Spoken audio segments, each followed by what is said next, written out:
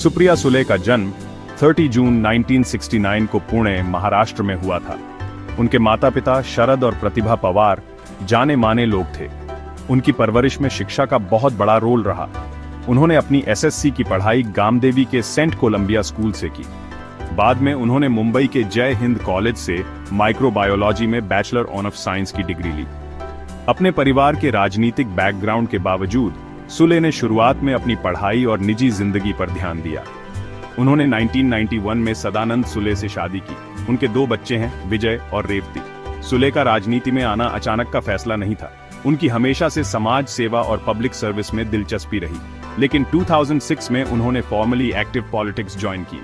वे महाराष्ट्र से राज्यसभा, भारत की संसद के उच्च सदन के लिए चुनी गईं। राज्यसभा में उनके कार्यकाल ने उन्हें राष्ट्रीय राजनीति की बारीकियों से रूबरू कराया।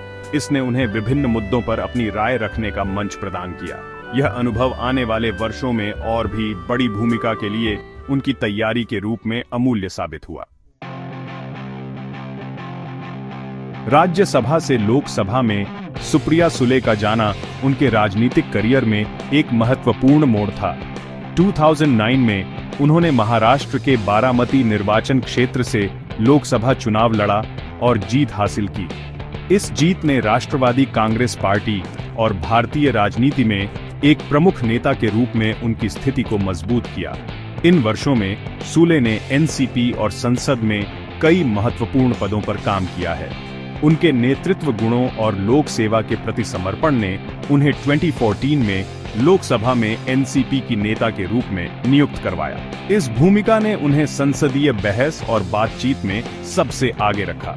2023 में सुले के राजनीतिक करियर को नई ऊंचाइयों पर पहुंचाया गया जब उन्हें एनसीपी का कार्यकारी राष्ट्रीय अध्यक्ष नियुक्त किया गया। इस नियुक्ति ने पार्टी के भीतर उनके बढ़ते प्रभाव और कद को उजागर किया। अपने संसदीय कर्तव्यों के अलावा सुप्रिया सुले ने समाज सेवा और वकालत के प्रति लगातार मजबूत प्रतिबद्धता दिखाई है। वे महिलाओं को सशक्त बनाने और उन मुद्दों को संबोधित करने में दृढ़ विश्वास रखती हैं जो सीधे उनके जीवन को प्रभावित करते हैं। उनकी एक उल्लेखनीय पहल 2011 में शुरू किया गया कन्या भ्रूण हत्या के खिलाफ राज्यव्यापी अभियान था। सुले युवाओं, खासकर महिलाओं को राजनीतिक प्रक्रिया में शामिल करने के महत्व को समझती हैं। उनकी भागीदारी को प्रोत्साहित करने के लिए उन्होंने 2012 में राष्ट्रवादी युवा कांग्रेस की स्थापना की। ये प्लेटफॉर्म युवा महिलाओं को राजनीतिक बातचीत में शामिल होने और सामाजिक बदलाव की दिशा में काम करने के अवसर प्रदान करता है। उनके प्रयास महिलाओं के मुद्दों से आगे जाते हैं। सुले शिक्षा, स्वास्थ्य सेवा और ग्रामीण विकास पर ध्यान केंद्रित करते हुए विभिन्न सामाजिक अभियानों और पहलों में सक्रिय रूप से शामिल रही हैं। वे एक अधिक समावेशी और न्यायसंगत समाज बनाने में दृढ़ विश्वास रखती हैं।